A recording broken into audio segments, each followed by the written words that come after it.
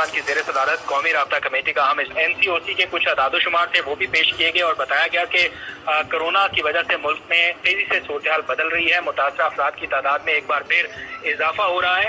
माहिरीन ने बताया कि ताज़ा अदाद-ओ-शुमार के मुताबिक पॉजिटिव केसेस की शरह 2% से जायद रिकॉर्ड हुई है। इसके साथ साथ अगस्त और सितंबर में 16% इजाफी केसेस रिकॉर्ड हुए हैं और अक्टूबर में अमवात की सिंगल डिजिट जो थी वो अब डबल डिजिट में पहुंच चुकी है, जिसकी वजह से ये सिफारिश की गई है कि ऐसे तमाम गैर जरूरी सरगर्मियां जिनका ताल्लुक मईशत। वफाकी वजीर असद उमर की जेर सदारत national command and operation centre का इजलास। कोरोना की दूसरी लहर, 16 शहरों में बढ़ते केसेस की शरह का जायजा लिया गया। NCOC ने एक मरतबा फिर पब्लिक इज्तिमात पर पाबंदी की सिफारिश कर दी है। असद उमर ने ट्वीट किया है कि कोरोना केसेस की शरह में इजाफा हो गया है, अवाम की जिंदगियां बचाना अहम है। तो वफाकी वजीर असद उमर की जेर सदारत national command and operation centre का इजलास हुआ।